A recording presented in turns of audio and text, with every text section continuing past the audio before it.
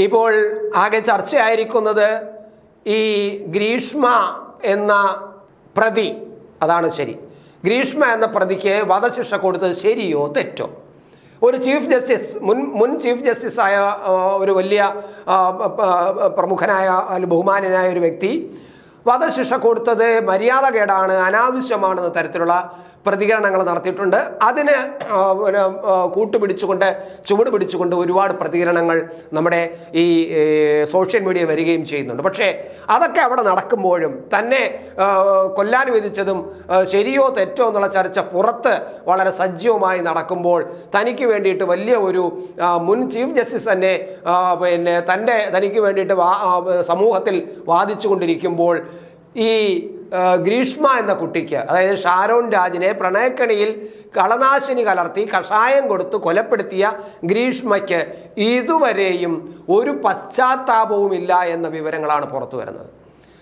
നമ്മൾ ശ്രദ്ധിച്ചതാണ്. ഏതെങ്കിലും പത്രത്തിൽ, ഏതെങ്കിലും മാധ്യമങ്ങളിൽ ഗ്രീഷ്മ വല്ലാതെ വിഷമിച്ചിരിക്കുന്നു, ജയിലിൽ ആഹാരം കഴിക്കുന്നില്ല, ജയിലിൽ ഇറങ്ങാൻ ബുദ്ധിമുട്ടാണ്, അവരെപ്പോഴും കരഞ്ഞുകൊണ്ടിരിക്കുന്നു എന്നുള്ള വാർത്ത വരുന്നുണ്ടോ എന്നാണ് ശ്രദ്ധ. പക്ഷെ ഒരിടത്തും വരുന്നില്ല. പക്ഷേ ഈ പെൺകുട്ടി അങ്ങനെ എപ്പോഴും കരഞ്ഞുകൊണ്ടിരിക്കണമെന്നല്ല നമ്മൾ ഈ പറയുന്നത്, അങ്ങനെ ആഗ്രഹിക്കുന്നുമില്ല. അതായിക്കോട്ടെ, എന്നാൽ അവരൊരു പ്രതിയാണ്. 23 വയസ്സ് 24 വയസ്സായിട്ടുള്ളൂ. ജയിലിൽ യാതൊരു കൂസലുമില്ലാതെയാണ് അവർ പ്രവർത്തിക്കുന്നതെന്നാണ് അറിയുന്നത്.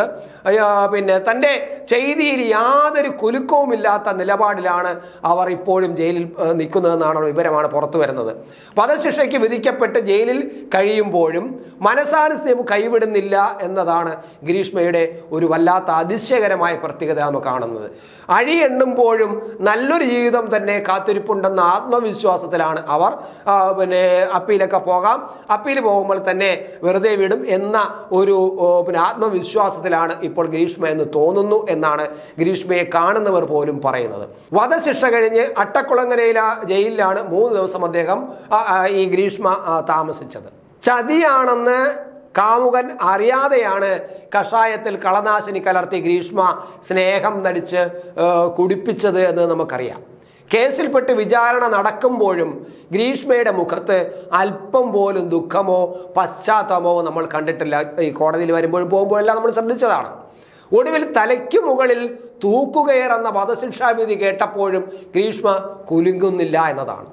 അതേ മനോനിലയിൽ തന്നെയാണ് ജയിലിലും ഗ്രീഷ്മ എന്നാണ് ജയിൽ അധികൃതരും വ്യക്തമാക്കുന്നത്. 5 പേരുള്ള സെല്ലിലാണ് ഗ്രീഷ്മയെ ഇപ്പോൾ പാർപ്പിച്ചിരിക്കുന്നത്. ഇതിൽ 3 പേർ കൊലക്കേസിൽ ശിക്ഷിക്കപ്പെട്ടവരും ഒരാൾ പോസ്കോ കേസിൽ ശിക്ഷ അനുഭവിക്കുന്ന ആളുമാണ്. കൂട്ടുപ്രതികളെ വെല്ലുന്ന ആളാണ് ഗ്രീഷ്മയെന്ന വ്യക്തമാണ് എന്നാണ് ജയിൽ അധികൃതർ ഇപ്പോൾ പറയുന്നത്. ആരെയും കൂസാത്ത പ്രകൃതക്കാരിയാണ് അവർ. കഴിഞ്ഞ ദിവസം ഗ്രീഷ്മയെ കാണാനായി അച്ഛനും അമ്മയും ജയിലിൽ എത്തിയിരുന്നു. മകളുടെ ദുർവിധി കണ്ട് ആ കൂടിക്കാഴ്ചയിൽ ആ മാതാപിതാക്കൾ വിതുമ്പിക്കരഞ്ഞു. എന്നാൽ ഗ്രീഷ്മയ്ക്ക് യാതൊരു ഭാവമാറ്റവും ഉണ്ടായിരുന്നില്ല. സധൈര്യം നേരിടാനുള്ള മനോധൈര്യം അവർ സംഭരിച്ചു കഴിഞ്ഞിരിക്കുന്നു. മറ്റ് പ്രതികളെ പോലെയല്ല ഗ്രീഷ്മയെന്ന് ജയിൽ ഉദ്യോഗസ്ഥരും പറയുന്നുണ്ട്. ആ കുട്ടി ഭയങ്കര ബോൾഡാണെന്നാണ് അവർ വ്യക്തമാക്കുന്നത്. തൂക്കുകയർ തൻ്റെ ജീവിതം അവസാനിപ്പിക്കില്ല എന്നുള്ള ബോധ്യത്തോടെയാണ് ഗ്രീഷ്മ കഴിയുന്നത് എന്നാണ് ജയിൽ അധികൃതർ വിലയിരുത്തുന്നത്. ശുഭപ്രതീക്ഷയും കൈവിടുന്നില്ല ഇവർ. ശിക്ഷയിൽ ഇളവ് ലഭിക്കുമെന്ന്, വൈകാതെ ജാമ്യം ലഭിച്ച് പുറത്തിറങ്ങുന്നതുമാണ് ഗ്രീഷ്മയുടെ പ്രതീക്ഷ എന്ന് തോന്നുന്നു. ശിക്ഷാവിധി കഴിഞ്ഞ ആദ്യ ദിനങ്ങളിലായതിനാൽ പ്രത്യേക ജോലിയൊന്നും ലഭിച്ചിട്ടില്ല. ജയിലും ചുറ്റുപാടും ഗ്രീഷ്മയ്ക്ക് പരിചിതമാണ്. അറസ്റ്റ് കഴിഞ്ഞ് 11 മാസം ജയിലിൽ കഴിഞ്ഞിട്ടുണ്ട്. അപരിചിത്വം അനുഭവപ്പെടുന്ന സാഹചര്യവും ഗ്രീഷ്മയ്ക്കില്ല. അന്നും ചിത്രം വരെയായിരുന്നു ഗ്രീഷ്മയുടെ പ്രധാന ഹോബി. അതായത് വിചാരണ തടവുകാരായി ജയിലിൽ കിടക്കുമ്പോഴും ഈ ഗ്രീഷ്മ ചിത്രം വരച്ചു കൊണ്ടിരുന്നു എന്നാണ്. നല്ല ഒരു മനസ്സിൻ്റെ ശാന്തമായ മനസ്സുള്ളവർക്ക് നല്ല ചിത്രം വരയ്ക്കാൻ കഴിയുമെന്നാണ്. പക്ഷേ ഗ്രീഷ്മ എങ്ങനെ ചിത്രം വരയ്ക്കുന്നു എന്ന് പറയുന്നതും ഒരു വല്ലാതെ നാളെ അതൊരു പഠനത്തിന് വിധേയമാക്കേണ്ടത് തന്നെയാണ്. ഇപ്പോഴും അങ്ങനെയാണ് മുന്നോട്ട് പോകുന്നത്.